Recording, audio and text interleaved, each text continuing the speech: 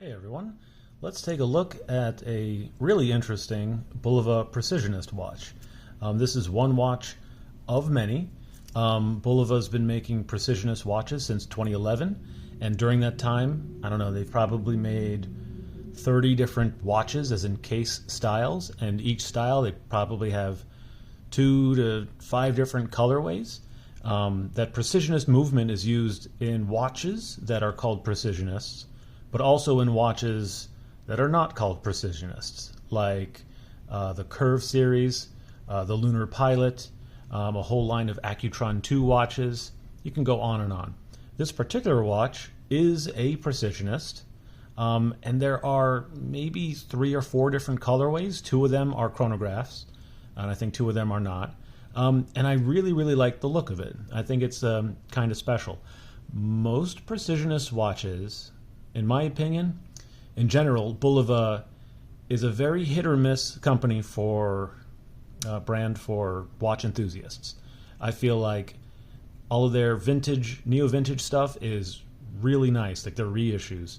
And a lot of their modern watches, I think they're nice and elegant, like the Joseph Bulova collection, let's say. I'm actually wearing another Bulova for the occasion.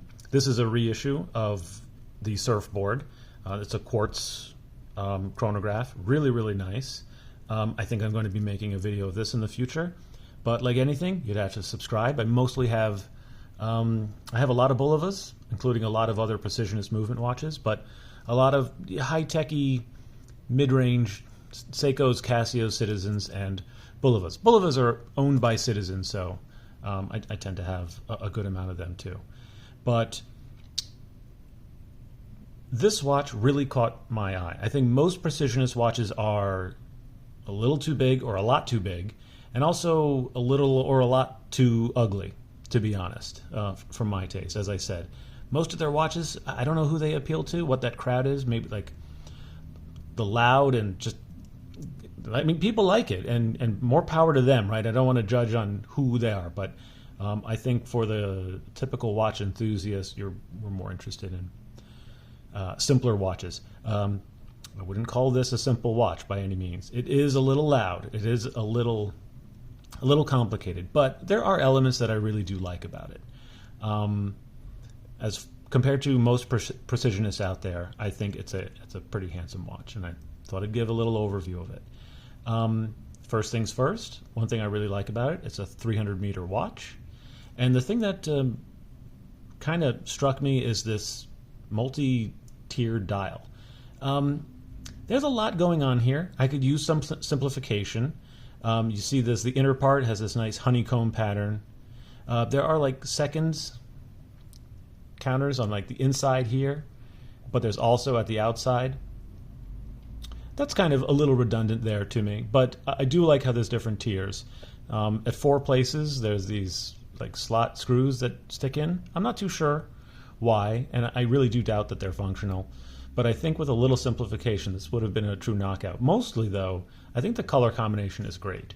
It's really hard to get a good rich blue that like really captures your eye, and I think for this most of the time it looks pretty dark, but it's sunburst, but it's also, I don't know if you can see, there's like a track or there's like lots of grooves, almost like vinyl, and it makes this really cool appearance. And that shade of blue contrasting with that yellow second hand on this like sector dial middle, I think it's pretty handsome. I could use a little bit of simplification, but I like the 12369. Overall, I think it's pretty nice. I think, the watch itself though is pretty big. I didn't get my calipers out. And now I have gotten my calipers out. It's a big watch. If this were a lot smaller and in the exact same design, I think this could be a real winner for me. But yeah, that's a 48 millimeter watch, and thickness is 14. I have large-ish, let's say a slightly above average, 7.5 inch wrists. I should just say 7.5 in the future. I don't have to say large-ish, small-ish. I have 7.5 inch wrists, and 42 looks fine to me. Even 44, if it's a diver, that's fine. 48 is kind of big. Let's take a look at it on me. So let's get rid of my other Bulova here. Really nice watch. I love this thing. The links are solid, that's nice, but they are split pin, so it's not, I think it's a one step below the most premium. That is a pressed clasp, but the end links are solid, and it is a screw back at least, so it's not like a budget watch by any means. Yeah, that's kind of big.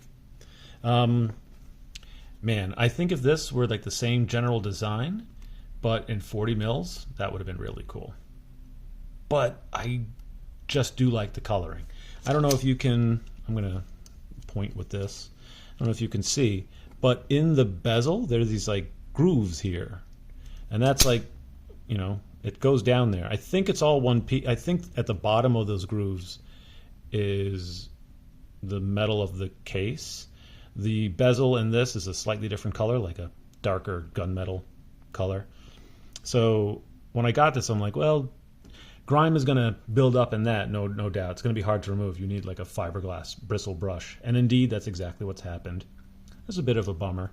I think for the right person, this could just completely work. If you have, I don't know, if you like to be a little louder, if you have even larger wrists than I do, this could be a real winner. I haven't really even focused on the Precisionist movement. I'm assuming that people have heard of it, but that's a bad assumption.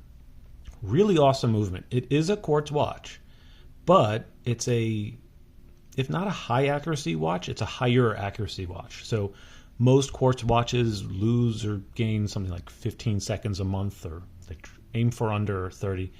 High accuracy quartz watch aims for that kind of accuracy in a year. This might not hit that compared to other high accuracy quartz watches out there from other manufacturers, but it's accurate. I haven't really put mine to the test, but I'm pretty sure it's under a minute loss in a year. Don't quote me on that, because I haven't like tested it myself. The quartz crystal in here oscillates at 262,000 hertz per second, as opposed to normally it's like 32,000 or so. So it's not only more accurate than typical, but the way it's designed, that motor in here, it steps much more frequently than once per second, and you have this really beautifully continuous second hand. And to me, if this watch didn't have that, it would, you know, just be another large, loud, gaudy mall watch. But I absolutely love that movement. I think it makes it gets rid of one of the least interesting parts of a quartz watch. I really hate it when a second hand misses its marks, but you're not going to see that here because it's perfectly smoothly sweeping. I'm trying to not get the glare from overhead, but that's difficult. You have this really beautiful second hand there. Yeah, what else? So it's accurate, 300 meters.